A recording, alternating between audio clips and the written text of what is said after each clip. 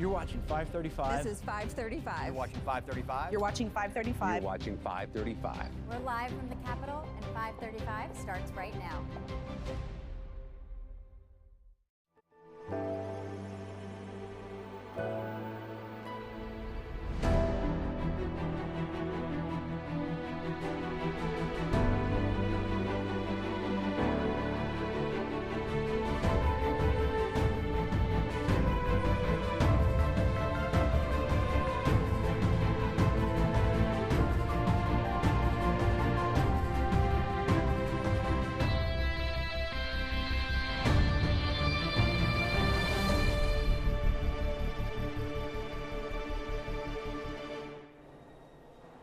Hey, good morning.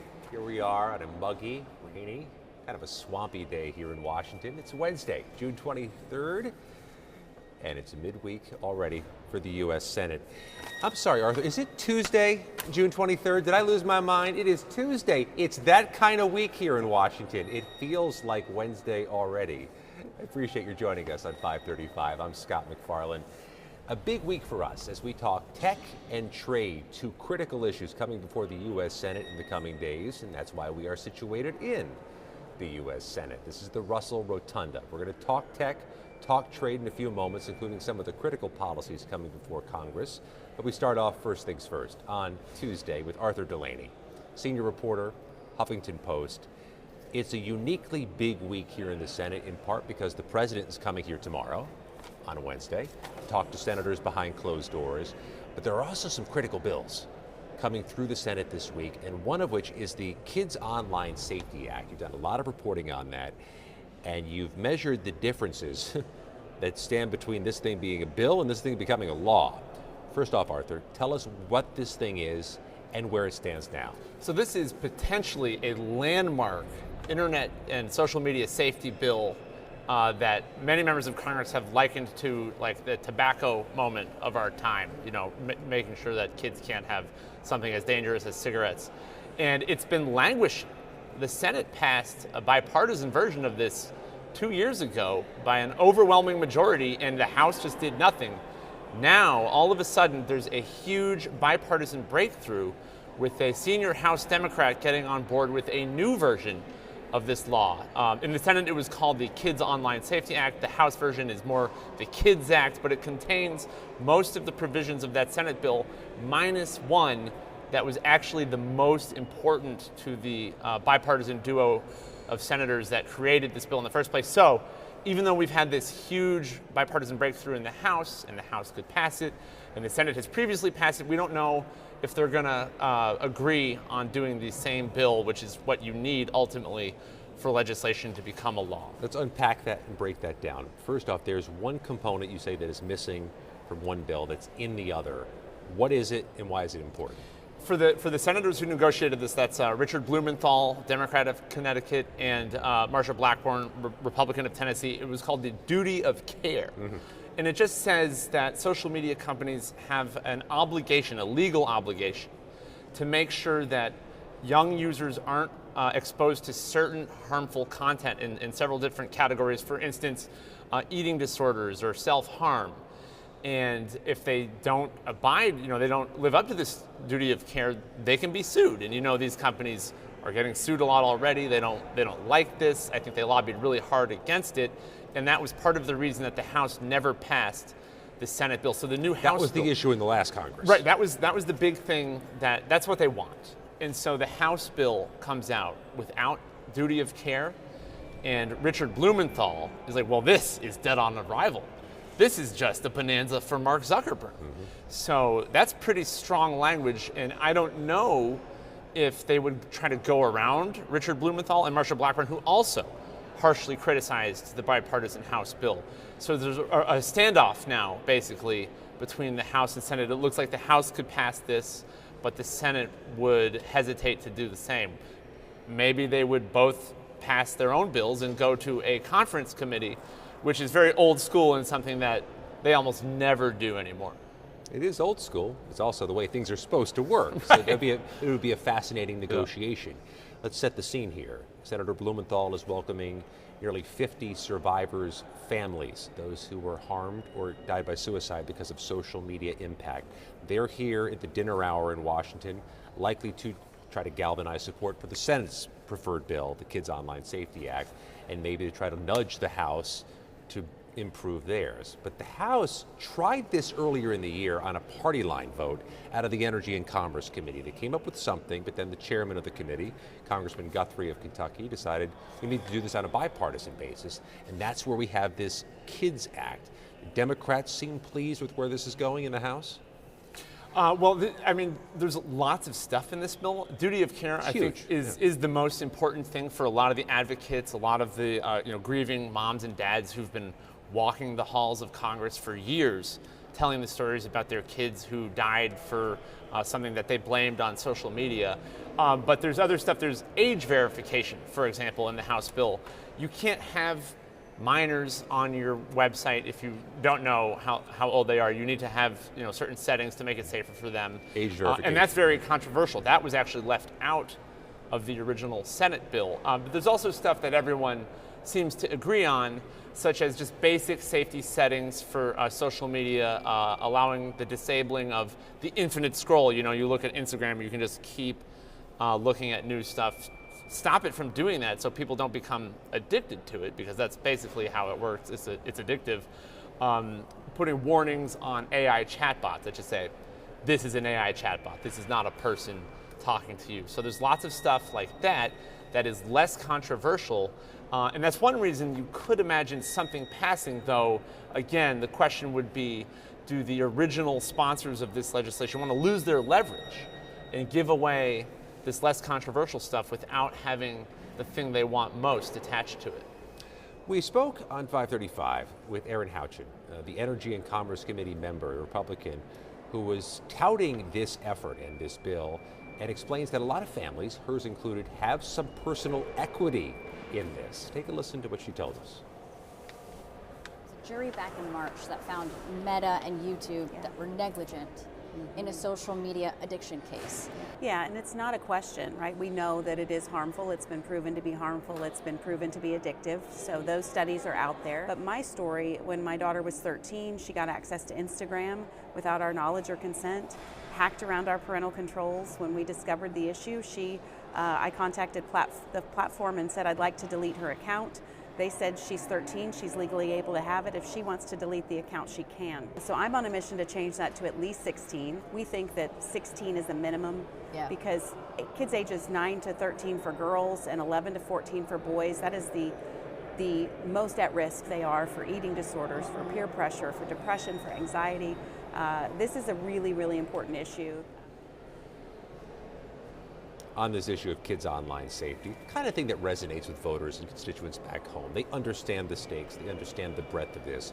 Do you get a sense that the senators are going to try to muscle this through, or are they going to experience what they did last Congress where it ended up being a deadlock that they didn't try to break through?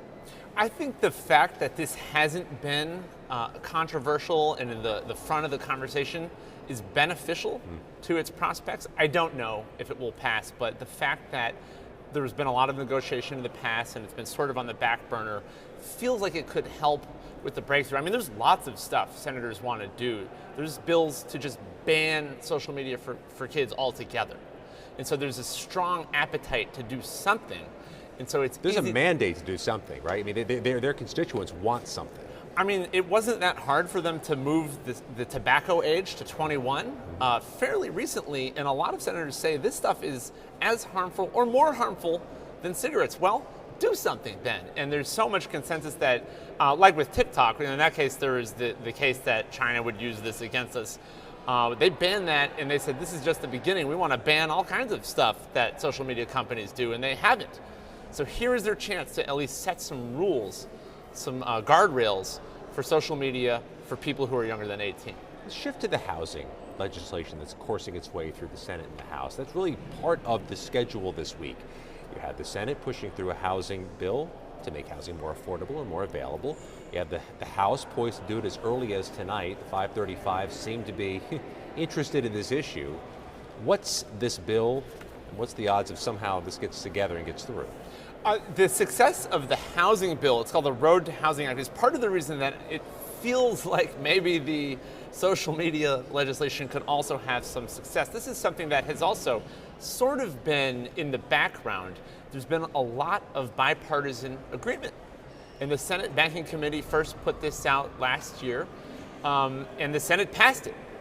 And then it stalled in the House. And now the bill's got like 100 or more small provisions in it, things like modifying the way federal support for housing counseling is done. Mm-hmm. There's a big provision that was controversial that addresses private equity ownership of housing. And both Elizabeth Warren, the progressive Democrat senator, and Donald Trump wanted to ban that.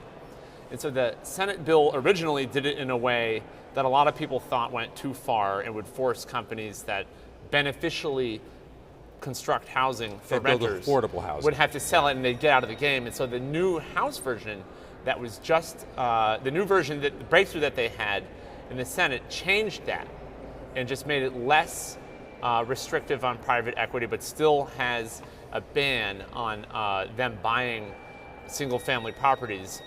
And now the House could pass this as well by a huge bipartisan margin. I don't know if it would make housing cheaper at all this year, but it at least gives everyone something to talk about, especially Republicans who've been getting killed on affordability for the past 18 months. Well, it seems completely far-fetched it would have a retail impact on prices before November, but they can campaign on it and say that they did it and are moving towards something. That's right, and its many provisions are small bore, but the theory of the bill, the overarching idea, is completely legit. We know that one reason, a main reason housing is so unaffordable is that there's just not enough of it. There's more people who want the houses than there are houses available.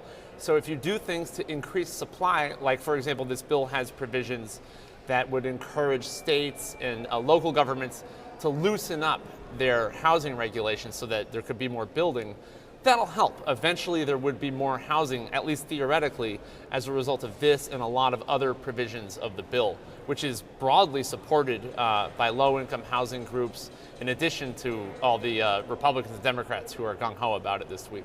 The House could vote on that as early as 6:30 Eastern time. That would be a suspension vote, which means you'd have to have 2/3 supporting it, but you've just described a scenario where they may have an overwhelming majority. Right, you only do a suspension vote when you know this sucker's gonna pass. In and theory. You wanna save time enacting a rule, passing a resolution that sets up the vote. Let's just pass this, everyone likes it, and that does seem like the likely outcome when you have Elizabeth Warren on one hand and Donald Trump on the other. It does bring people together. Well, speaking of Trump, he's here at the Senate in about 24 hours. He meets at the Republican Steering Committee's closed-door meeting. That's organized by Senator Scott, Rick Scott of Florida. What do you think is a priority in that meeting for the senators versus the president? Well, this meeting is going to be a showdown. I mean, how much of a showdown will depend on Republican senators. And we've seen Republican senators who are upset with the president talk a big game and then do nothing. They have to tell him no on things, and they have to figure out if they can tell him no on things. Right, so they've been telling him no on a bunch of stuff all year, and he has been fighting back, but it's been very passive-aggressive. It has played out in, for example, the ballroom. He said, I need $1 billion for the ballroom. This was to help get it built because the court has said, you need authorization. Senators tried to do it. Parliamentarians said, you can't. And then he did his anti-weaponization fund, and that blew everything up. They said, basically, we can't help you if you're going to keep making life difficult for us. So the ballroom fell out. And then he nominates, or says he's going to appoint Bill Pulte as the Director of National Intelligence, knowing that the Senate has to reauthorize a spy law that he would oversee, and that they'd hate him. With no Republican support for Pulte. Totally blew up the spy law reauthorization, and they're furious and questioning the president's timing, and many of them like to say, well, he's getting bad advice, but there are others who seem to realize he's doing things that are a bit provocative, perhaps intentionally, because he's tired of the parliamentarian, he's tired of them not doing the ballroom, he's tired of the blue slip rule that allows the committee to slow down his judicial appointments, And so some senators said they're going to say to his face that he can't have what he wants. Can't have everything he wants when they meet with him tomorrow. I'll be staking out that meeting when they come out, and I'll say, did you say what you said you were going to say? Yeah. And I'm sure we'll get a good accounting of any drama that occurs in that lunch. It's a heavy lift to tell a president face-to-face no, but they seem unified in that they can't pass the Save America Act, Trump's preferred way of overhauling federal election rules, and they don't want to get rid of the filibuster. Those are two things he wants that it's been John Thune's duty to say no to. Seems like there may be a chance here for Thune to have others join him in that pushback. Right, Thune has been the fall guy. Most of them don't criticize the president, but it's fallen to Thune, the Senate Majority Leader, to tell reporters and say this on camera, well, we don't have the votes. That's not how things work around here. And most presidents understand that and don't keep pushing for something that they can't have, especially the SAVE Act. I didn't mention that, but that's the best example. He wants to totally federalize elections for Congress, and there's just not the votes. Republicans don't want to do it, and they don't want to destroy the filibuster to do it, which has become his second demand. And so his demands keep piling up, and Thune just keeps saying no, and Trump has clearly lost patience with the majority leader. And so yes, maybe Thune will get some backup from some of his colleagues in this meeting. We'll see. Who do we think Trump's closest surrogates are in that room? Championing Save America Act, championing filibuster reform. Would it be Senator Scott who issued the invitation? Yeah, so this is good drama. Scott of Florida issued the invitation without telling Thune, reportedly. Gave him a heads up after, so that's awkward. Scott wants to be majority leader. He came in third when they last held an internal election among themselves for that position. So there's some jockeying going on. And then there's Mike Lee, who is the top advocate of the SAVE Act in the Senate. And he says, well, let's have a talking filibuster. Let's just work really hard and make it happen. We'll just wear the Democrats down with our ceaseless standing and talking on the Senate floor, and they'll have to pass it. And he's created this momentum for it, this belief among some supporters of the president outside of Congress that that is possible, which nobody on Capitol Hill thinks would work. And so I think some Republican senators are pretty sick of how Mike Lee has gone about that. We'll see if they have words in the meeting. I mean, we won't see it. We'll hear about it afterwards. But this is a really high-stakes, closed-door showdown that will nevertheless have major implications for the legislative agenda and the future of the Republican Party in Congress. And typically these closed-door meetings do leak. Like the Gilligan's Island ship, things just tend to go ashore from the meetings. Right. So, I mean, reporters will be getting texts from in the meeting. I think that's more of a House custom that the texts come because, there's 200 guys. But we all stand outside the meeting room. If they clap, you can hear it.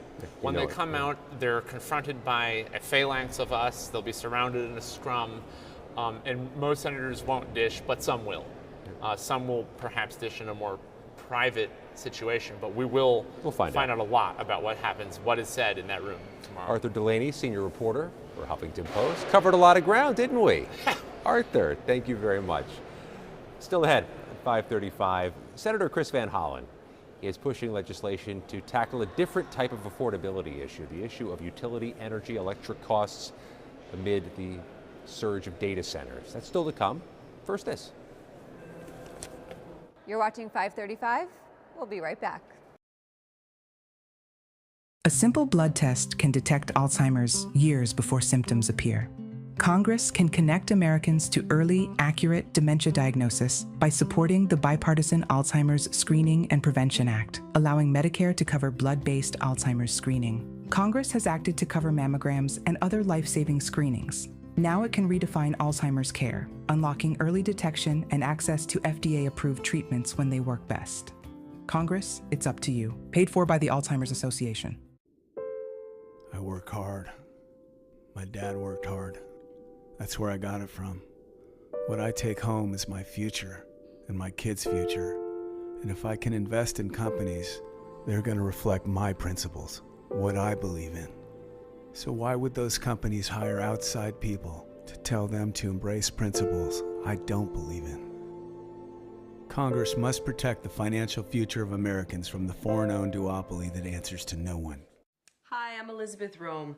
I've played many roles on TV and film, but today I want to speak to you as myself about a cause that's very dear to my heart. The Cancer Prevention and Treatment Fund provides free help to those who have cancer and those who wish to prevent it. They've also worked tirelessly on banning cancer-causing chemicals in our homes and neighborhoods. I want to thank them as a mom for protecting our families. Please donate today at the Cancer Prevention and Treatment Fund at stopcancerfund.com. America leads the world in medicine development. It matters. We get new medicines first, nearly 3 years faster.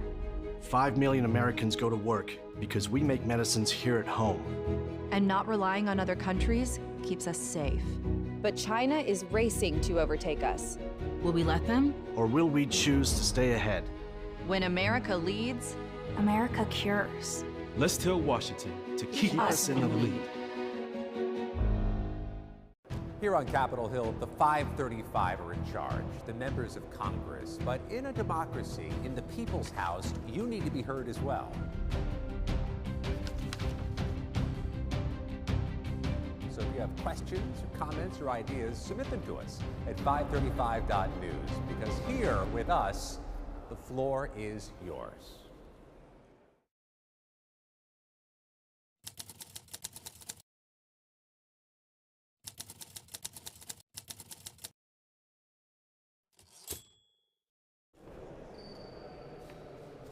And we're back on 535. Welcome back to the Russell Rotunda, our home for the day, as the Senate talks about tech and trade, and we focus on tech and trade. And the building is starting to fill up as Senate votes approach early in the afternoon, and those who are trying to advocate or visit with the Senate are arriving here too.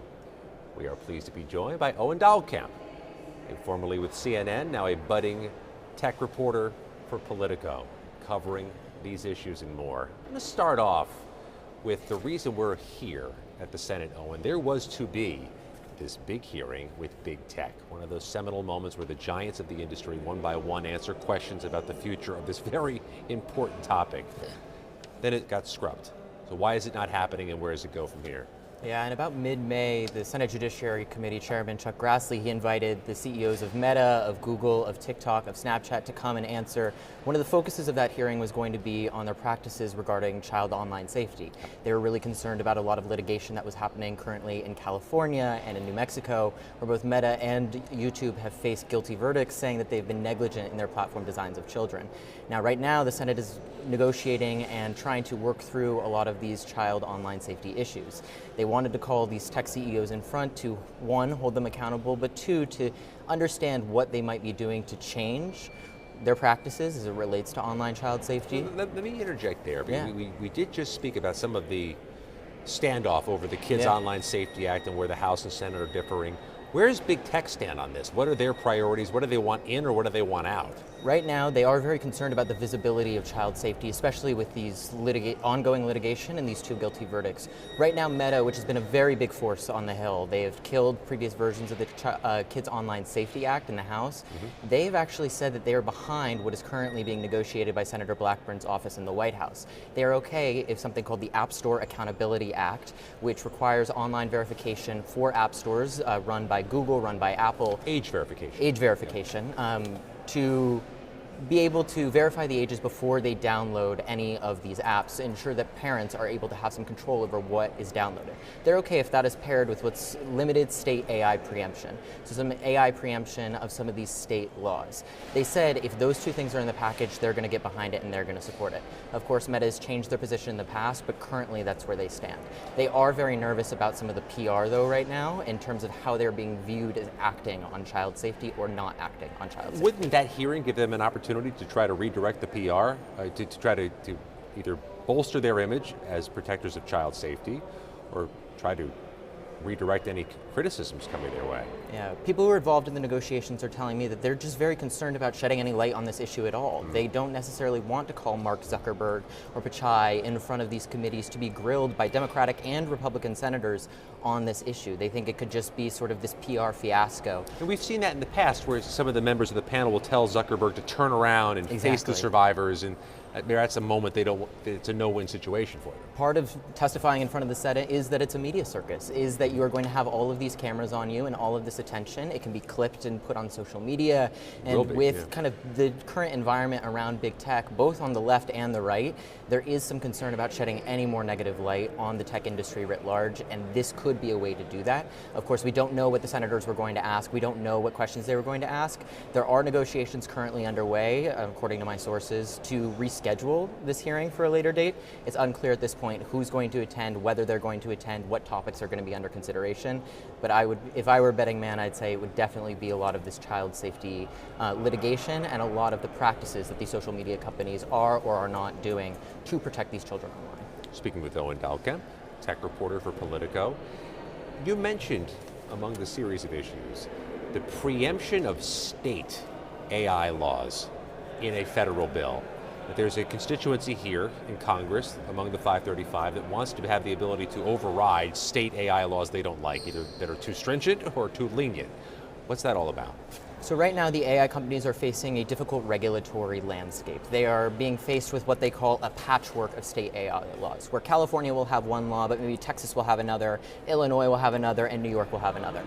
And as all of these state legislators are convening around the country to debate what exactly we want AI regulation to look like, they're all coming up with different frameworks. They're all coming up with different types of legislation that they're passing, which can make it difficult for these companies who want to expand into these states to navigate the differing regulations, to figure out where they need to comply, where they're not complying, how to get to compliance in 50 different states. Now, this federal AI framework is something that some of the tech companies are getting behind because it could ease that burden. It could create one national unified federal standard and framework for AI regulation in the United States and saying, this is our standard, this is how we're going to start by regulating AI. However, that's not very popular, especially on the Democratic side of the aisle, who want their states, California, Illinois, New York, and a few others, to be able to still have their really strict AI laws, to be able to regulate and what they see as protecting consumers, protecting users. And that is not something that they want to give up for a federal standard that would be weaker than what the states have already passed. So many of the 535 have constituents who are freaked out by the prospect of AI. Kids are scared it's going to cannibalize the job market, cannibalize the economy, that it's going to overreach, it could be dangerous. How is the AI industry trying to improve its situation here in Congress? What are they doing either to advocate, to lobby, or to warm up a Congress that's been pretty cold about the future of it?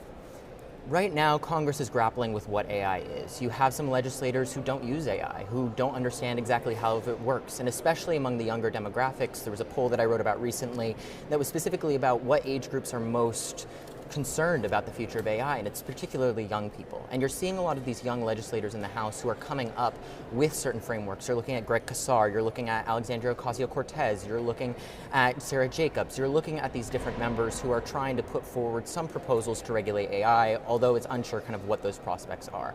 Now, in terms of kind of what the AI companies are doing, they have an army of lobbyists here right now. They have hundreds and hundreds of lobbyists that they've hired to try and shape what AI regulation looks like on the federal level, and trying to understand, okay, how can we convince this constituency, these lawmakers, that AI will be a positive for them, but also a positive for their constituents.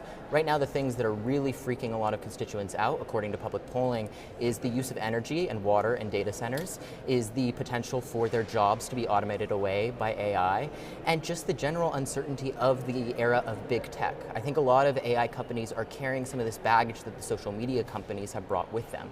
They promise this techno-utopian future where everyone was going to be connected has been very difficult to achieve, mostly because of unforeseen circumstances. But with that, they are looking to Congress and saying, protect us from these potentially unforeseen circumstances. Think through them, see what those circumstances could be with AI, and help protect us and make sure that we're going to be economically and socially stable. What's interesting to me is, sounds like they wouldn't be trying to connect or advocate through leadership here, but through some of the rank and file who may understand what in the world this technology is. Who are the key players you're tracking? I think when you look at Lori Trahan from Massachusetts and Jay Obernolte in the House, they are two people who have put forward this AI framework that isn't a final framework, but something in which to be negotiated. Now they're facing a lot of pressure from these AI companies, both positive and negative, to shape this AI framework in a way that is beneficial for their particular company. And I think you're watching and seeing kind of what's happening to them, and it is chilling some of this conversation that we're seeing on the policy side. People are concerned, lawmakers are concerned that these super PACs backed by AI companies, AI executives, can come in and spend millions of dollars in their House race, which could really sway the results of their upcoming election. And you're seeing this happen today in New York and with Alex Borres. There's been $26 million that has been poured into this primary from both kind of pro-safety AI groups and a little bit more, less regulation, a little bit more free innovation or AI groups in that realm. And they are battling it out with $26 million in a single House race.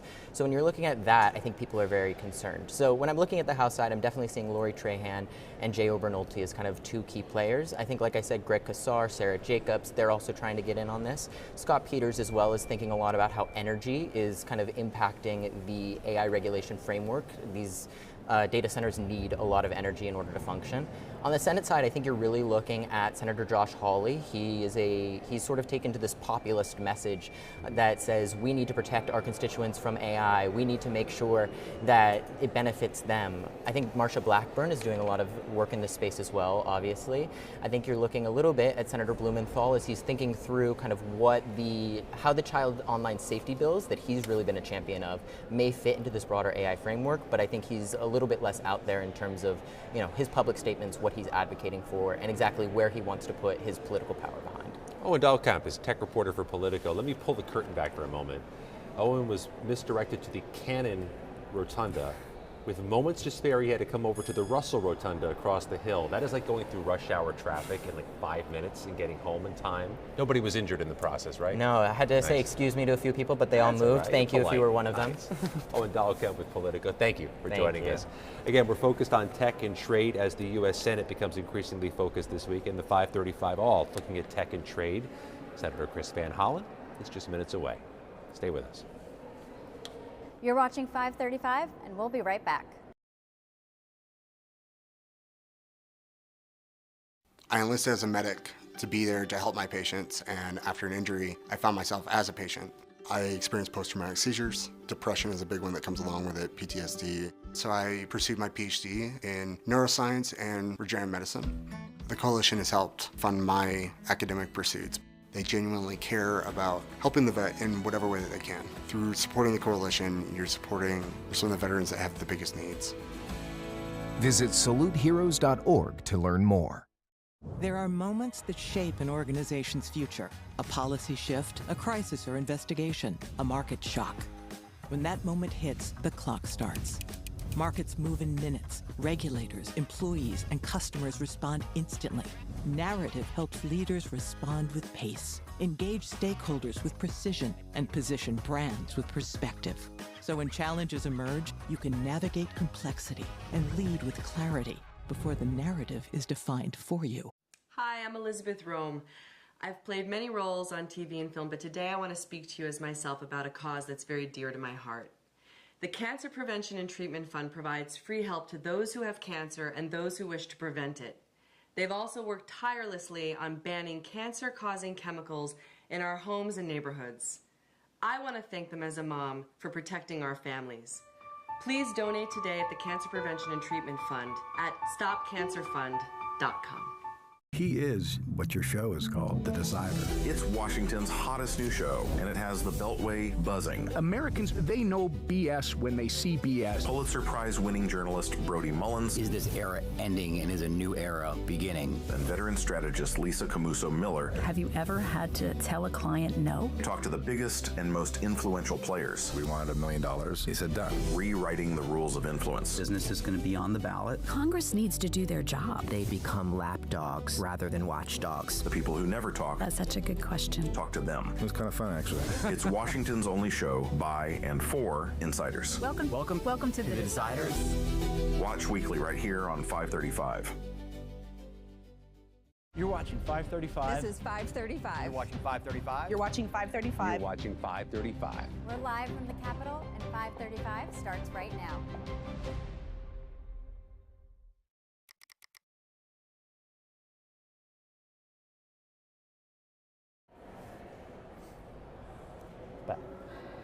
Welcome back to 535. I'm Paul Kane of Notice. I am joined here to my left by Scott MacFarlane, our always on-air contributor, and Senator Chris Van Hollen of Maryland, who has the Power for the People Act. It would require large data centers to bear more of the costs associated with new power demand and grid upgrades, while directing the Federal Energy Regulatory Commission, FERC for us insiders, and states to consider new mechanisms to protect ratepayers from rising electricity costs. Just some of the things that I've pulled up, that our researchers pulled up. Data centers in 2023 were consuming 4.4% of US electricity. By 2028, that will have doubled or possibly tripled. There are 3,000 data centers already in use, with 1,500 more kind of in some phase of being built. S&P Global has estimated that in about 6 years, electric prices have gone up 32%. That's kind of the foundation of what this bill is about, right? Tell us what exactly it would do to try to deal with this issue of rising electricity costs. Well, that's right, and thanks for focusing on this issue, because I'm hearing a lot about it from my constituents back home, and I know people all over the country are focused on it. The idea is very simple. You've got the richest corporations on the planet, AI companies and big tech companies, building data centers. And what this bill does is make sure that consumers, ratepayers, my constituents, people around the country don't have to foot the bill that should be paid for by those folks who are building the data centers. They should not see higher electricity costs. This is driving up electricity costs. Just in the PJM grid area, which is where Maryland resides, we've seen $28 billion of additional costs paid by ratepayers to fund data centers for these big corporations. That's wrong, and we should also ensure reliability. In other words, you shouldn't have to experience a blackout or brownout because all the energy from the grid is being sucked up by these data centers. When did you really first realize that this was an issue that was going to move beyond local town councils and your local development planners to something that is pretty much front and center, a top 5 issue depending on how you word it in polling for federal government? Because it's something that, 3 to 4 years ago, you'd hear about Prince William County fighting over whether or not they should have a new data center. And now it's an issue that everybody around this building is talking about. Well, that's right. Well, it was well over a year ago. I began to hear from constituents about their rising electric bills, and then I was looking around the country and hearing people complain about exactly the same thing. And you mentioned Prince William County, so that's called Data Center Alley.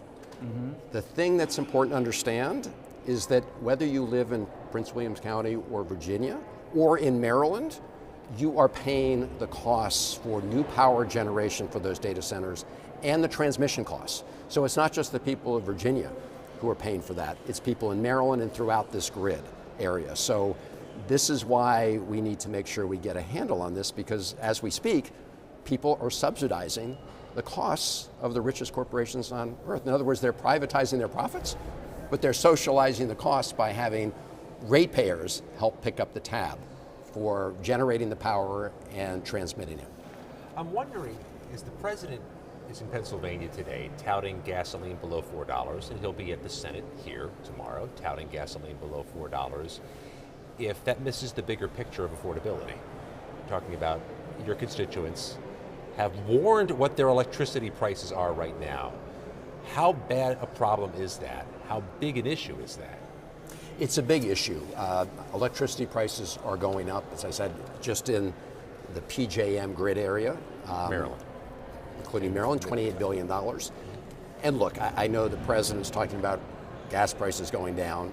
Just to remind people, the reason gas prices went over $4 a gallon was because of his illegal, reckless war against Iran that has driven them up and driven up other prices, right? Fertilizer prices feeding into food prices.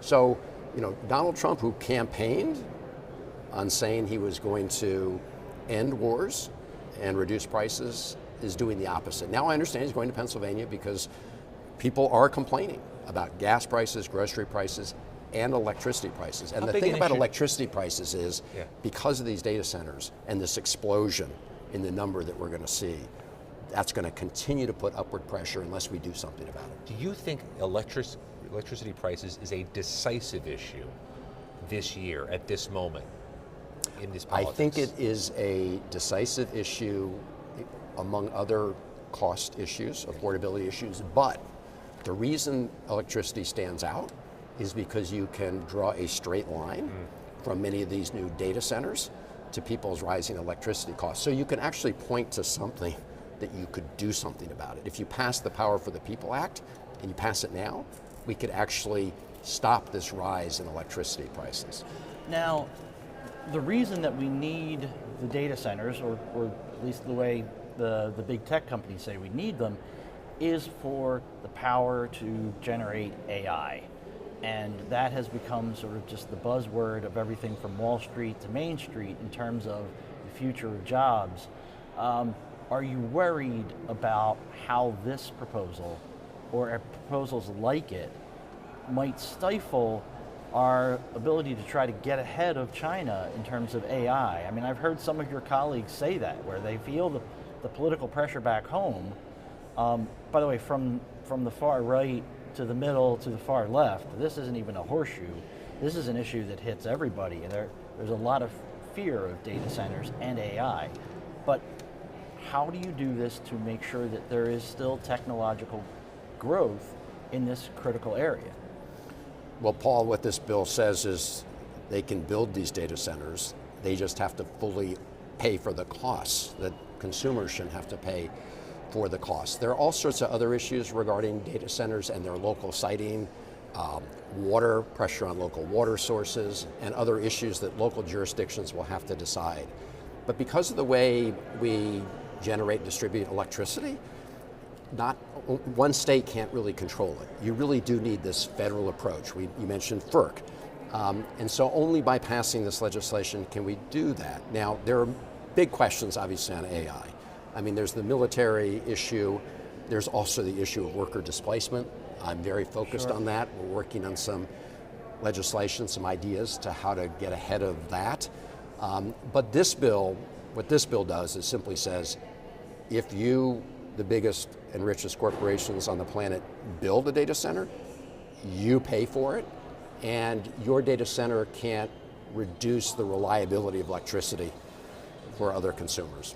Where are you in terms of talking to Republicans on this, either directly about this legislation, Power for the People Act, or other bills that they are floating about this? Because, you know, we were just saying. A lot of AI bills, a lot of data center bills out there.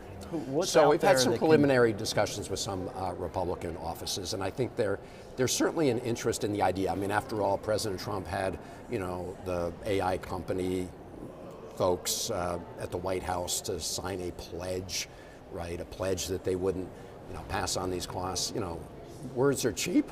Legislation is what you need to make it binding and put teeth into it.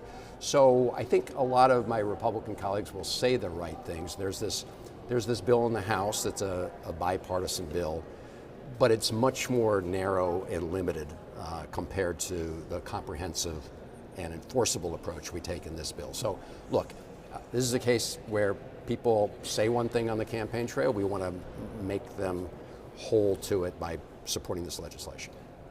From where does the pushback come on this? Where is the resistance? Is the industry powerful here? Does the industry have surrogates in the Senate or House? I mean, you have a tech corridor in Maryland. Is that where the resistance comes from?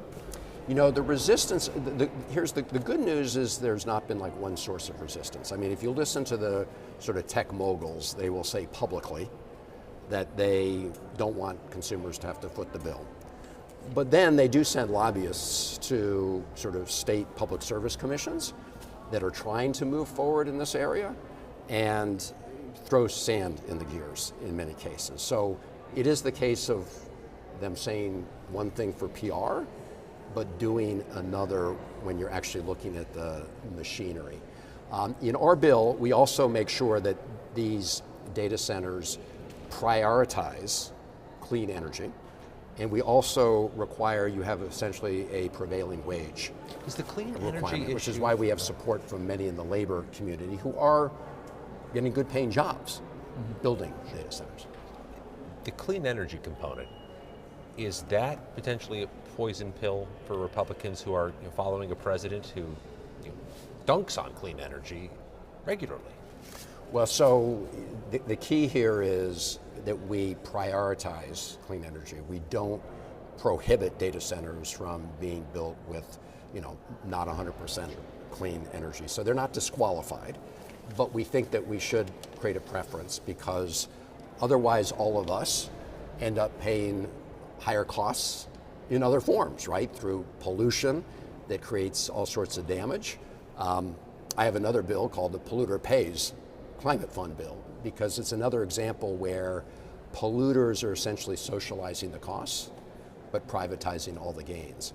So I would hope that that preference for clean energy does not scare people away because frankly, as you know, we need more energy. When the president tries to shut down wind, offshore wind in Maryland, he is driving up prices for Marylanders too because he's reducing the overall supply of energy. And it's just crazy that he's using taxpayer dollars to pay companies to not generate electricity that will help lower prices. The data centers are really driving up demand for electricity. And that obviously raises costs, which is why we want to make sure that they have to pay the bill for those costs. Is there a way that we could just build out more capacity that could meet the overall demand and not have prices skyrocket? Is there a trade-off there that you could work on with Republicans? So that is key. We do need to build more capacity in our grid, and there's legislation that's been kicking around here for a while to help do that, and I support that goal. I mean, there are different versions of it, but we definitely need to improve our grids around the country, our transmission grids around the country. What this bill says is build it, but you pay for it. In other words, we shouldn't have to pay for an AI company to build, a center. We incentivize, in fact, exactly what you're talking about, Paul, which is we incentivize what we call bring your own power, right? Instead of just taking the existing grid and trying to increase demand for that existing supply, we are incentivizing these companies to bring their own power and pay for it. Is this an issue that can open some doors for Democrats into rural areas where you've really struggled for a while? Because overwhelming majority of these data centers are, I believe, out in rural, ex-urban areas. We were talking about Prince William County out in Virginia. If you drive out through Loudoun and Fauquier County, that's all part of that area. And the jobs that are there that come around, unions like it, but those jobs don't stick around because then it's just basically an empty data center, right? Yeah. I mean, you're right. The operating costs of a data center are pretty low in terms of manpower, people power. So, look, there are the issues around local sightings, and those do generate a lot of local, sort of input because of the draw on water and land. The one issue that applies to everybody, and to your question on whether or not Republicans would support this, absolutely. I mean, I've talked to many Republican voters who agree with the simple proposition that they shouldn't pay higher electricity rates to help fund the projects of the richest companies. And this is why Republicans are talking a good game, even the president's talking a good game. We've asked them to endorse this legislation, they've not yet done that. I want to shift topics for a moment and try to do this as broadly as we can. A lot of the last 72 hours, your colleagues have been talking about FISA and the Director of National Intelligence.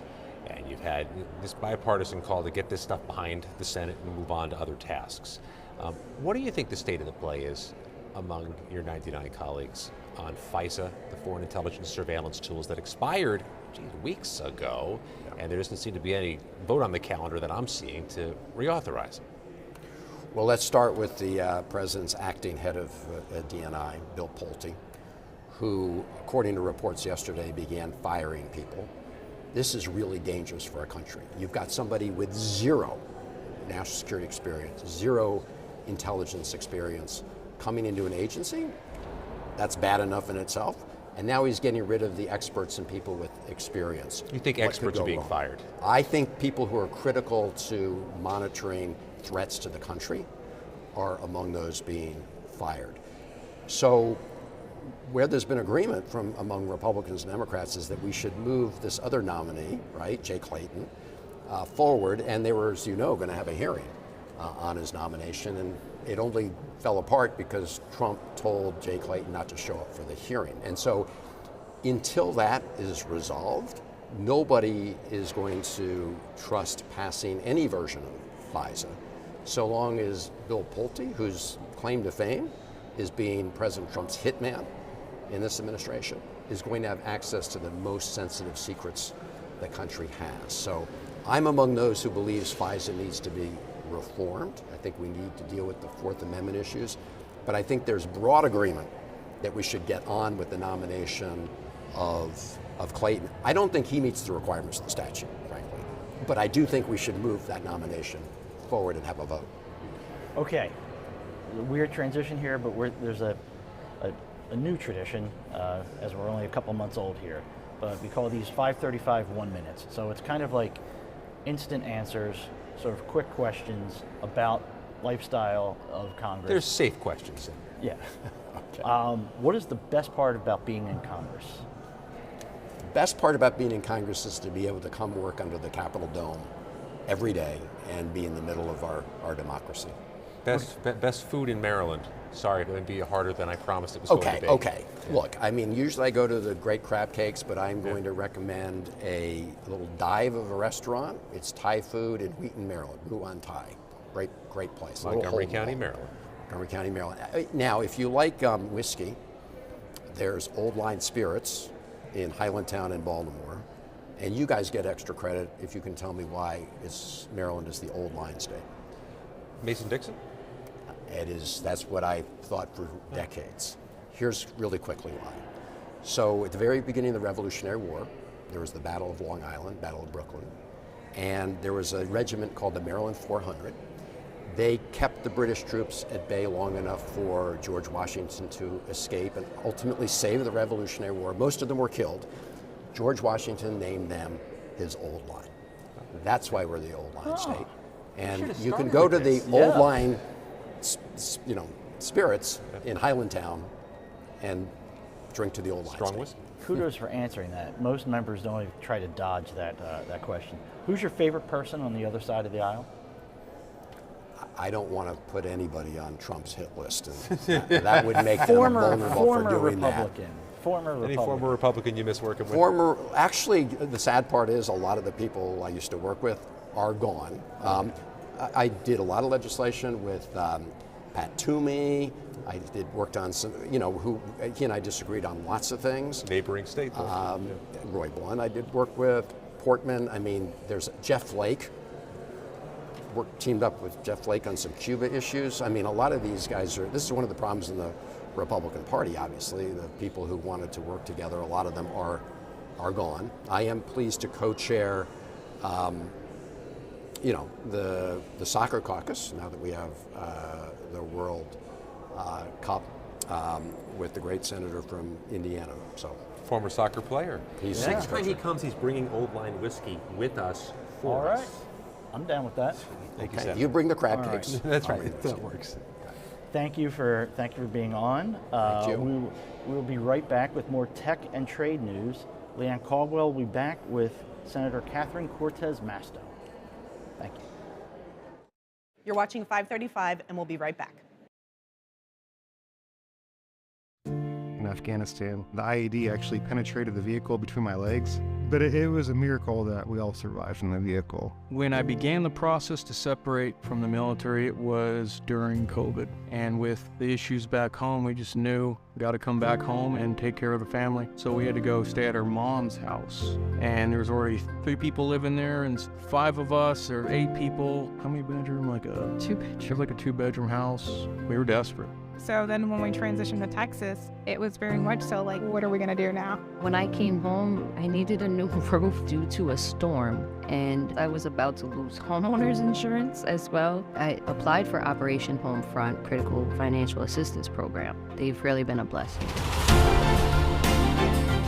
I'm in the Permanent Homes for Veterans program. They built a house for me, and it's amazing. We got the call, this is your house, and the kids and I took off just to go sit in the driveway and cry. It's life-changing. It took us from a hopeless situation, and now we're homeowners. We have a savings account. The best way to describe Operation Homefront is that it's like a family because they're always there for you. I would say you guys are angels behind closed doors. Operation Homefront has impacted my family in a way that's probably going to be passed down through my family's history. It's definitely going to be a story that's going to be told for generations.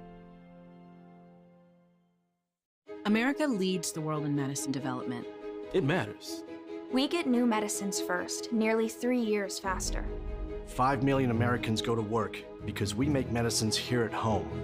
And not relying on other countries keeps us safe. But China is racing to overtake us. Will we let them? Or will we choose to stay ahead?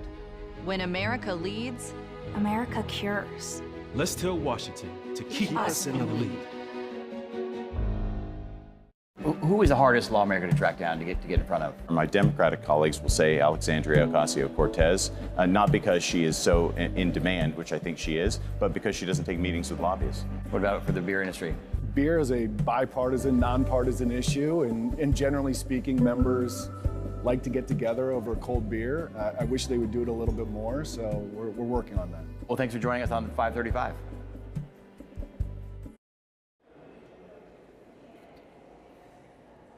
Welcome back to 535. I'm Leanne Caldwell with Puck News, and now I am joined by my home state senator, Senator Catherine Cortez Masto of Nevada. Senator, thanks so much for joining. I'm glad I could join you. Thanks for the invite. I'm excited. Yeah, we're not usually on the Senate side, I know. You don't have to walk all the way to the House side to come to us. Thank you for that.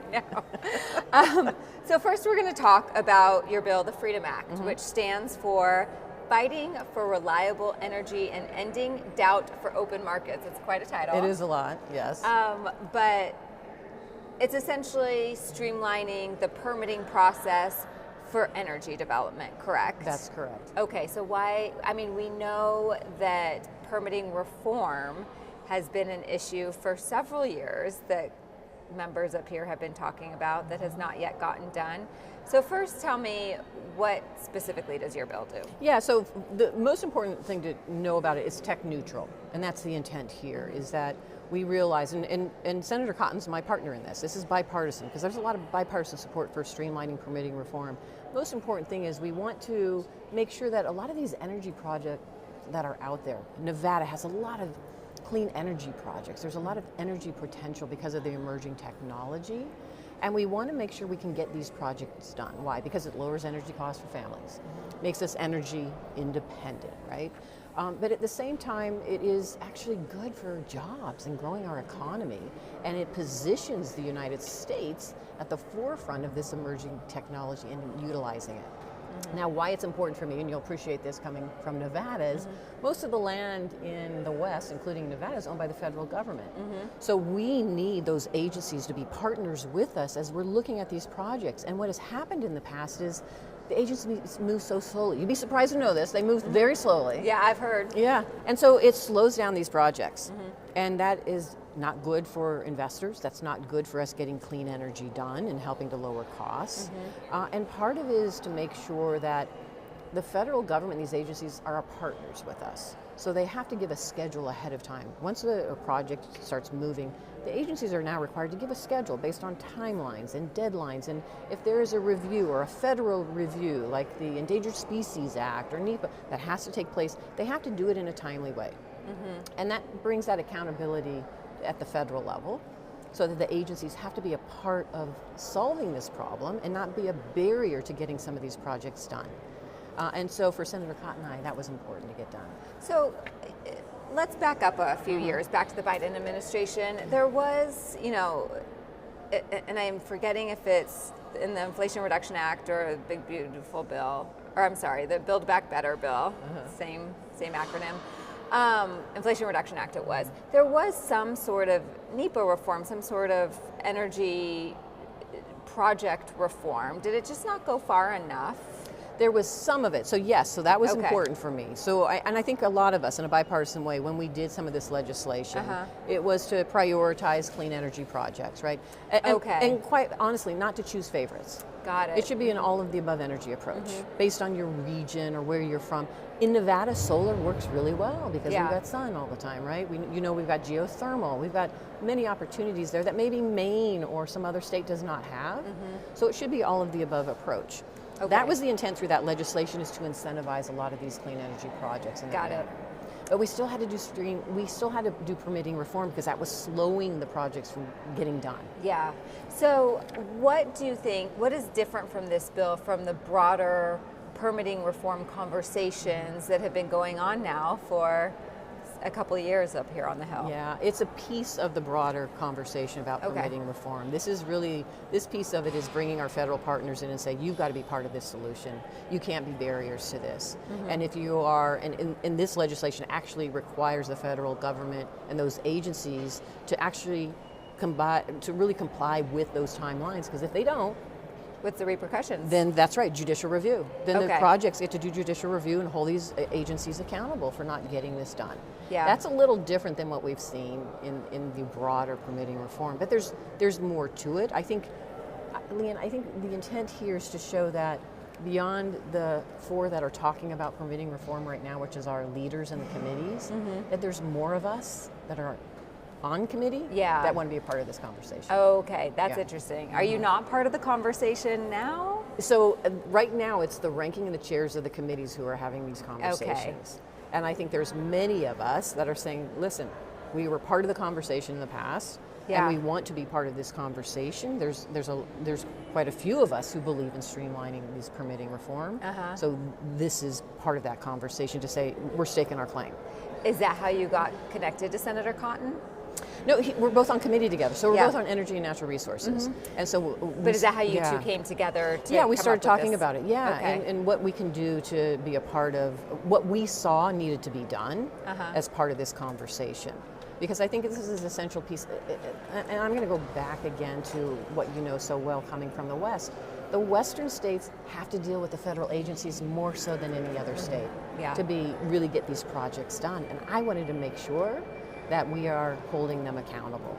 But at the same time, we still want the NEPA review, we still want the reviews. We're not eroding the environmental protection reviews. We're just making sure the agencies are actually complying with timelines and being responsive to us in the West. On the environmental protection, there's always that tension, right, of course, between development and conservation.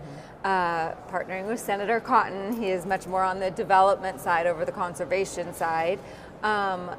How did you two figure out kind of the sweet spot there, and have you gotten a lot of pushback from some of the environmental groups who are very concerned about what a faster process might do to some of the environmental impacts? Well, I think that was that was the best part about coming together, because he knows my perspective.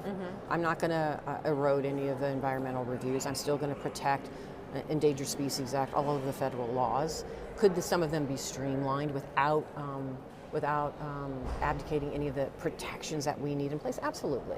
But I'm not going to let that happen. And I think he's got his areas where his focus was that he wanted to do. So it was a good meeting of the minds coming together to do this legislation. And Leanne, it just goes to show you that we can get things done. We may have different ideas and perceptions about how to go about it, but we can actually, if we work together, compromise, we can get things done, and this is a perfect example of that. One interesting piece of this legislation is that the government cannot halt projects that have gone through a majority of the permitting process. Why was that necessary? Thanks to Donald Trump and his administration. Now, I will tell you, my biggest frustration as I sit on ENR is we had a lot of solar projects that had already been approved and permitted and ready to go. They had their financing, they were ready to go. And when Trump administration came in this time, he basically shut them all down. And they actually put more barriers to getting these projects done by requiring the Secretary of the Interior and the Secretary of Energy to approve some of these projects now. So it's slowed the process.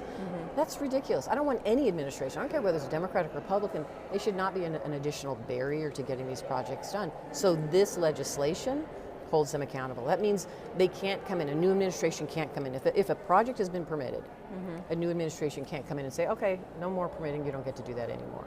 And if they try to do that, they're held accountable through judicial review, through the courts. And I think that was important for not just me, Senator Cotton, I think we both felt the same way because we have worked so hard to pass legislation that incentivizes this kind of energy independence, right? The national security piece of it, because we know China dominates in so many areas, including in critical minerals. We have to get up to speed. We have to create the workforce for many things here, and if we're going to do it, we can't be ping-pong between administrations playing politics with it.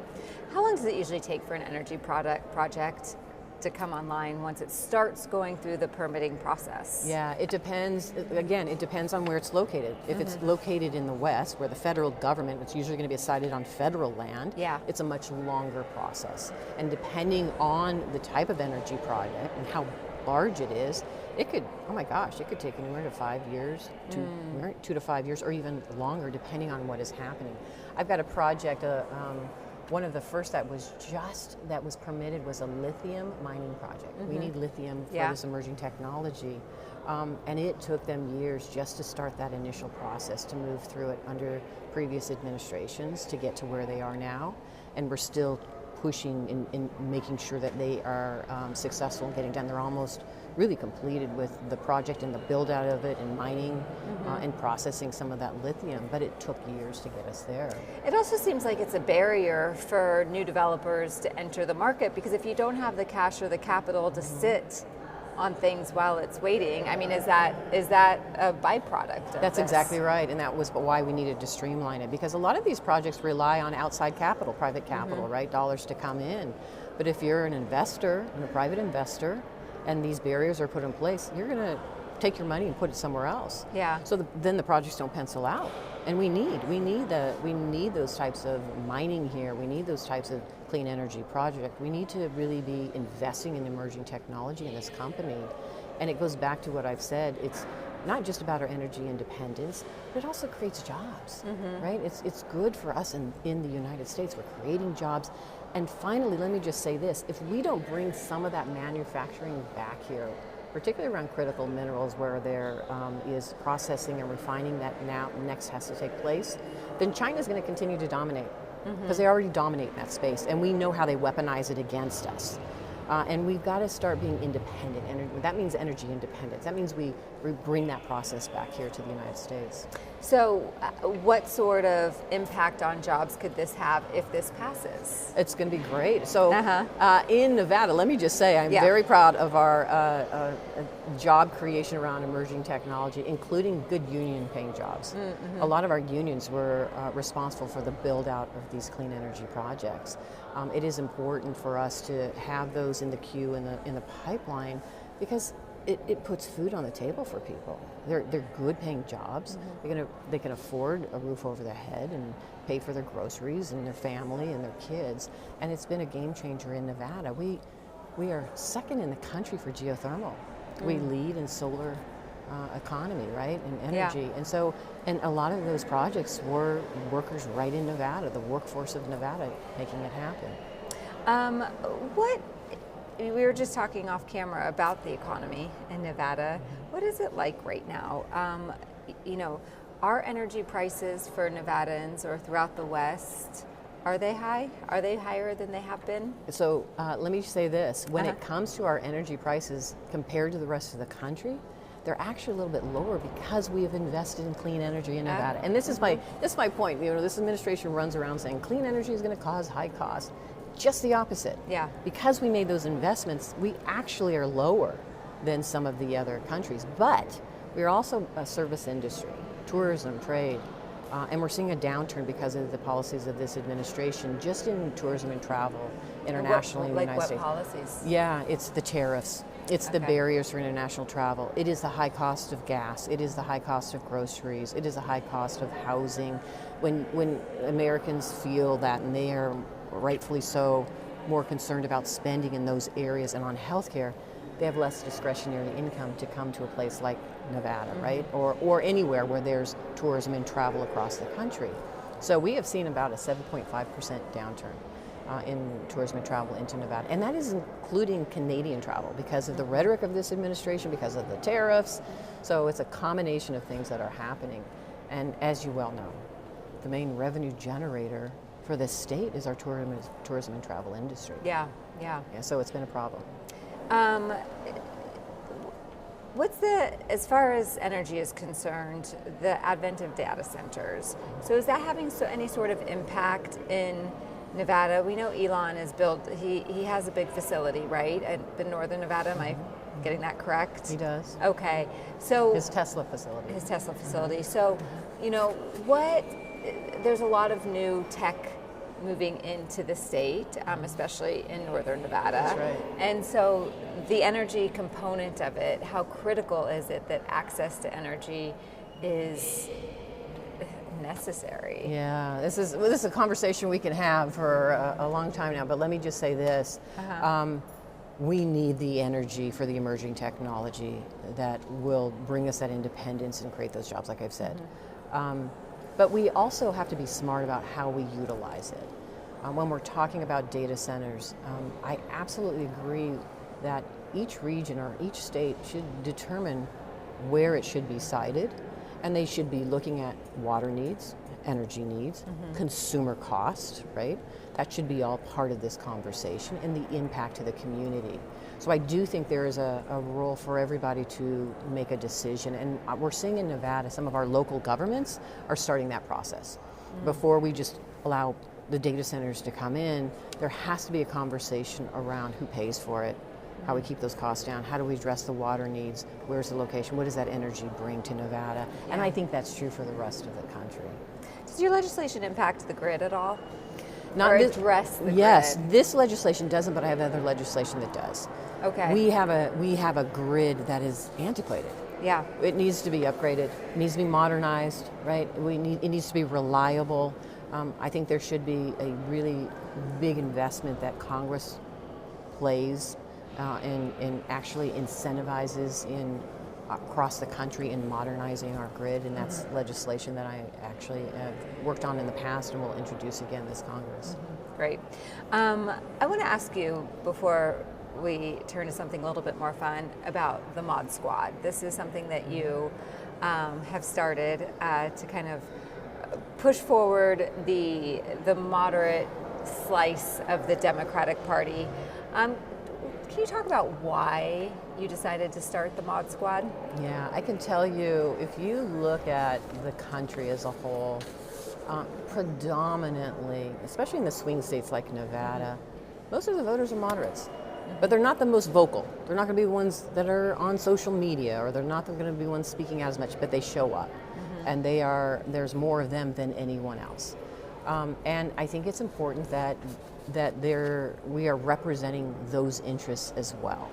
And the Mod Squad is part of that, is making sure that those voices in states like Nevada that are considered swing states, where you have, if you're a candidate and you want to win statewide, that means you gotta win not only, in my case, the Democrats, but you gotta win the nonpartisans, which are actually more than a third of the voters in Nevada, and you've got to win Republicans. That's how you win, and you've got to appeal to them. That means you've got to show up, talk with them, have conversations about what their challenges are, and then figure out how to find solutions that lift everybody up and support everyone.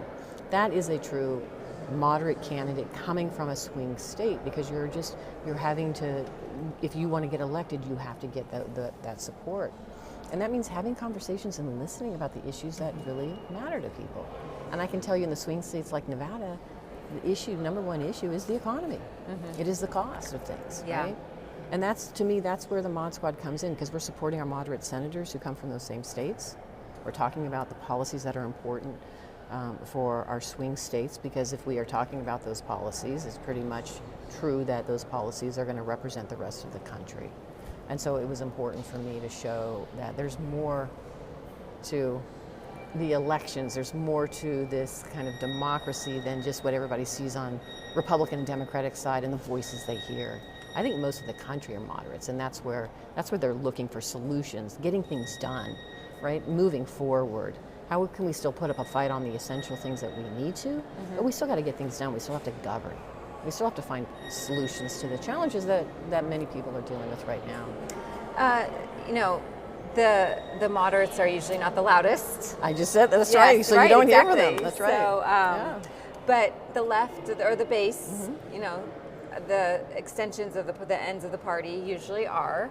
So how are you all interacting with those parts of the party that are more vocal, are raising tons of money, and are moving candidates to these primaries? Yeah, I don't think we're in opposition. I think there's room for all of us. Let me just explain, in the Democratic Party, there's room for all of us.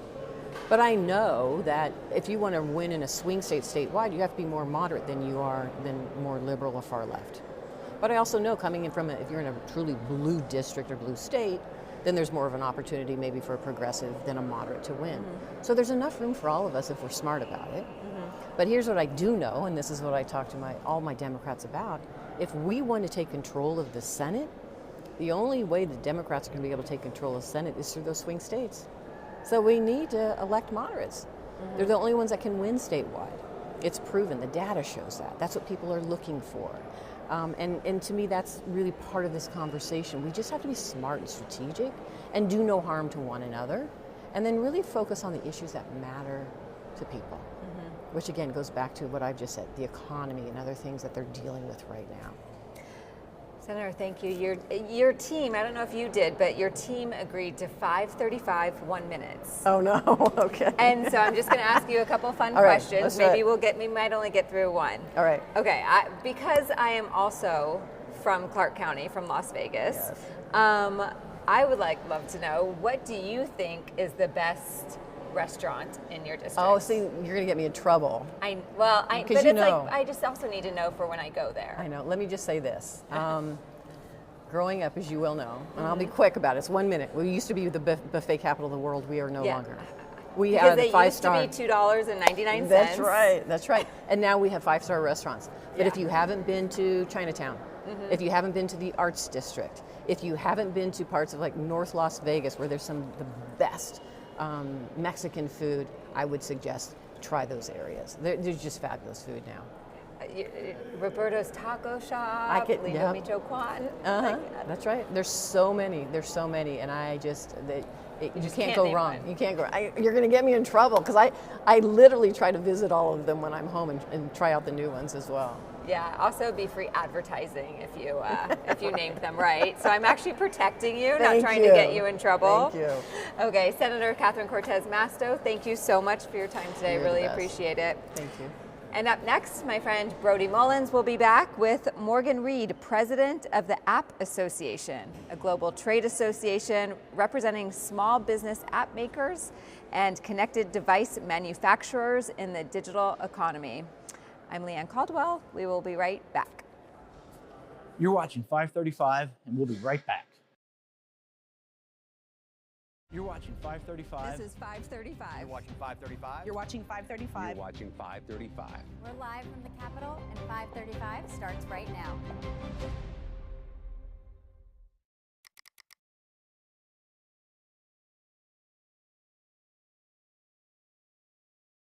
Welcome back to 535. I'm Brody Mullins, here with Morgan Reed, president of the Association for Competitive Technology. Thanks for joining us. Great to be here. Lots going on in the tech world, but let's start with, you've been there for 20 years, almost 2 decades as president. Tell us about your association. Well, it's a trade association that represents small and medium-sized software companies and tech hardware companies around the world. We have the advantage of being the people who are trying to make the next great thing. Some of our members have that moment of real success and become bigger names, but a lot of our folks are the people who build the products you use every day and you don't even realize it.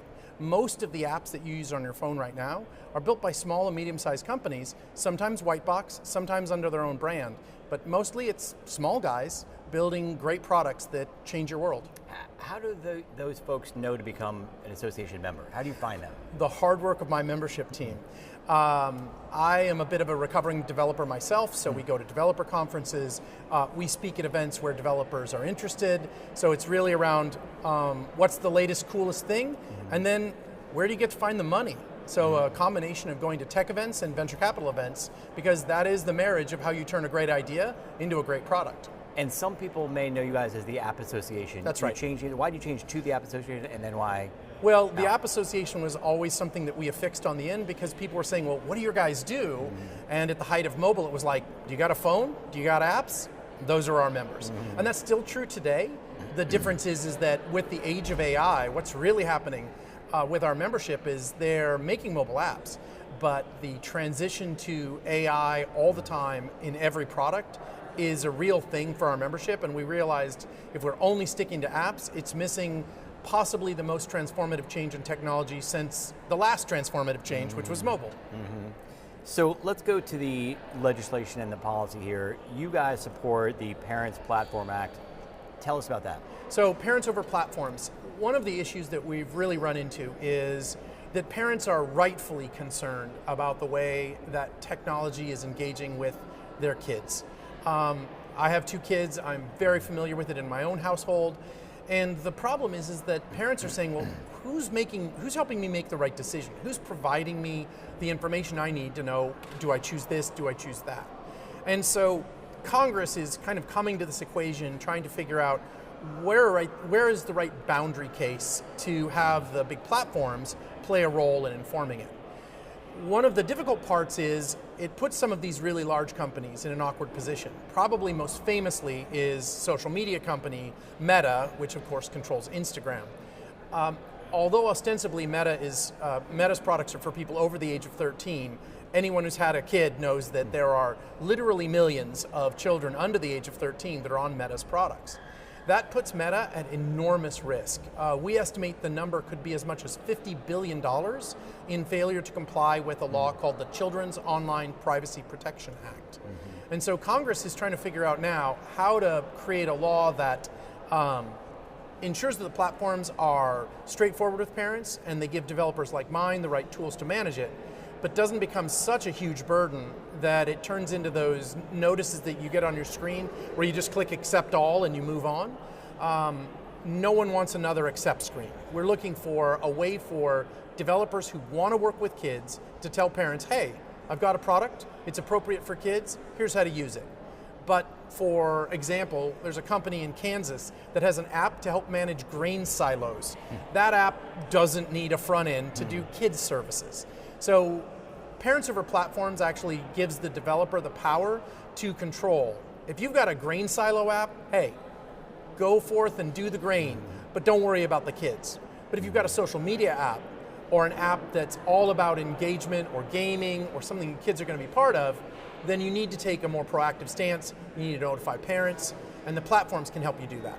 And what does that mean, notify parents? As in if a kid downloads the app or tries to download the app, then the parent gets a notification or it needs to approve? Combination of things. Okay. So one, I'd consider that table stakes, right? As a parent, I want to know what my kid's downloading. Sure. But on top of that, developers who work with kids should be notified if there is a child that wants to download their app. Parents Over Platforms allows kids apps to get a flag from the platform, from an Apple or a Google that says, hey, we know this user is 14 or 13 or 12. If you're comfortable with that, we're going to provide you this child is going to be given an ability to download your app. We're going to notify the parent. You, the developer, though, are now aware of the age of that user. And that requires you to follow a set of laws and a set of best practices that are a little more intense than the grain silo from Kansas. Right. And I think we all think that's a very appropriate level. So we think Parents Over Platforms is a good place, puts parents in the control, but doesn't burden the entire industry with needless notices and pop-ups. So that's the Parents Over Platforms Act. Right. Then there's the App Store Accountability Act, which you oppose. What do they do that is too onerous? While at a certain level it's well-meaning, ultimately it is the one that has that Meta problem. Meta is trying to figure out how to avoid upwards of $50 billion of liability.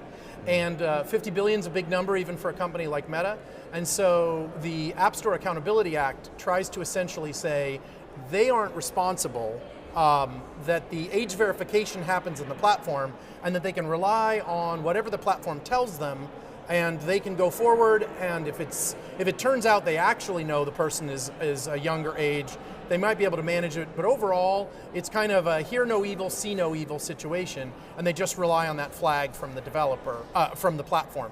For our members, we like platforms, Parents Over Platforms, because it restricts the community that has to deal with it to apps that have kids at the core. App Store age verification is as much about liability protection as it is parents, and so we think that's probably not the right fit, especially given that our community is so diverse. Mm-hmm. Everyone's talking about AI. Where are you guys on AI? What are you looking to do? As I said, the reality is that AI is shaping quite literally everything for my membership. It's changing the way they develop the software, but it's also changing the expectations of users. Your app from 5 years ago that was very simple, provided a single input, gave you the information and you moved on. You're now seeing users who are wanting more feedback, more information, and they want it to be more human-centric, and they want it to be available through speech. Users are asking for more capabilities and more functionality, and they're playing around with AI tools like ChatGPT, like Anthropic's Claude, so they know it's available. Now they want it in their mobile apps. So our members are embedding and utilizing AI for everything. I'd say the biggest change that we're seeing from AI is not actually in the movie theater type of AI, but it's in more practical realities. For example, if your local high school needs its driveway repaved, they let what's called an RFP, a request for proposal. That's usually 50 pages of long worded questions that a lot of small contractors are going to say, I don't have the time for this. It's 11 o'clock at night, I've still got to clean the concrete off my boots. But with AI, one of our member companies built a tool for contractors that lets them look at the RFP, take in all of the work that they've done in the past, get a response that's 85% there, and turns it around in 5 minutes. So it's changing the game for a small business. Small business, maybe you've got a bike store, and you have trouble with your inventory management, something that every small business deals with. Our members are building products that help you manage your inventory control. So a lot of the AI stuff that we're seeing now isn't worthy of a movie skit, but it is worthy of being able to launch your small business into the next stage, hire another employee, buy more stuff, or even better, put more stuff on sale. And where were you on the White House's executive order a little while back? So we thought that the White House executive order that came back, and when you say a while back, we've had multiple iterations, so I have to be careful. The most recent executive order and some of the statements there we thought were good. It was more purpose for fit. It acknowledged just exactly how much we don't know about what's going to shape AI, who are going to be the big players, who are the winners and the losers, and basically gave us a framework for how to move forward. We think that's probably a better solution than some kind of pre-approval system like the FDA for AI. That seems fraught. We all know what it's like, how long it takes to get drugs out of there. I can't even imagine if you had to do an FDA approval process for AI. So we think the White House The technology just moves too fast to be not regulated. just too fast, but it's also almost infinite in its ability to be reshaped, right? Every day I see products that I couldn't have imagined yesterday, and I'm seeing them tomorrow. So it's not just the speed, but it's the absolute unbelievable amount of shape changing that can happen. So we think it's better to look at real harms, and this gets me on my favorite hobby horse. It's why the United States needs comprehensive privacy legislation. One of the things that I think too many Americans don't realize is we're one of the only developed countries in the world that doesn't have a law that governs how companies are supposed to handle your information. We think that's got to change. We asked this Congress to do it. We asked the last Congress to do it as well. But we think that's something that that all of us need, no matter the size of our business or the number of kids that we have or don't have. we need comprehensive privacy. So Morgan Reed, so much more to talk about. We'll have to have you back sometime. Absolutely. Thanks for joining us. I'm Brody Mullins. You're watching 535.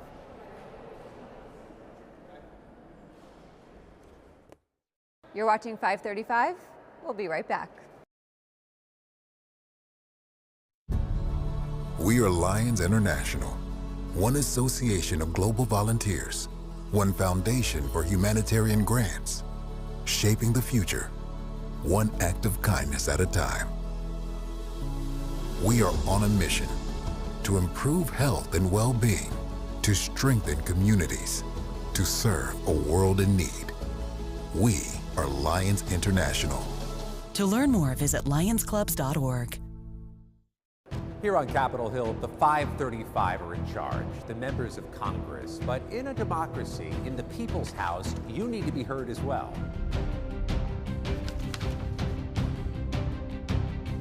So if you have questions or comments or ideas, submit them to us at 535.news, because here with us, the floor is yours.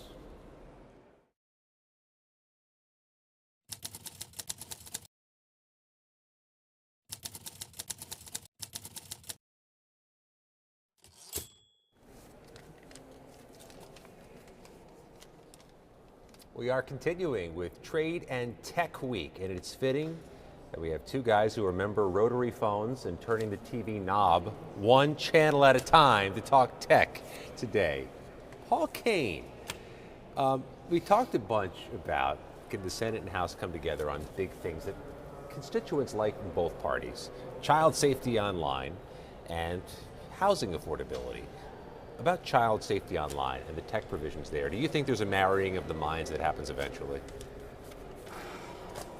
The really frustrating thing about Congress and this place for people who have been around here a long time is there are issues that can't get resolved that are like 80% issues, like 80-20 things. You know, online safety of children from bad actors, sometimes really, really bad actors, is something that everybody wants done, except for the industry seems to always find ways to push back. Tech thinks like that's a little too cumbersome and that's a little too cumbersome, but it doesn't get done. And it is amazing how this issue continues to sort of not get resolved. Gabe Fleischer, author of Wake Up to Politics, a great Substack and sometimes contributor here, has recently wrote about how there isn't nearly as much division on policy issues as people think. He went through and broke down polling on like 5 or 6 of the most important issues of the day and showed that like there's 60-65% of Americans that support most of the things that we us instinctively will write divisive political issue. And so, you know, kids' online safety is another one of them.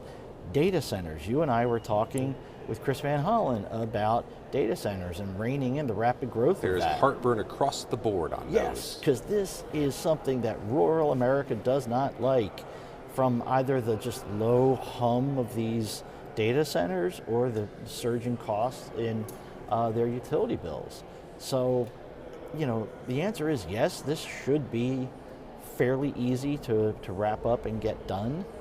The cynical reality version of the answer is, I don't know. It's still too early to be told, to determine. One of the reasons why we picked up on 535 on trade and tech, because it has this distinctive bipartisan flavor to it, where you have coalitions forming in the policy-making process, in the weeds, with people who would be odd matchmaking pairs in other contexts. Marsha Blackburn and Richard Blumenthal have done the heavy lifting together on kids' online safety. It makes it a fascinating deep dive.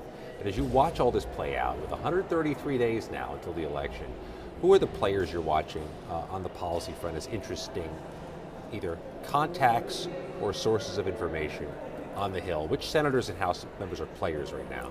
Well, the reality-based answer is, unfortunately, we're now into that window where it's the four corners. It's the leaders, It becomes the leaders because there's so little time left.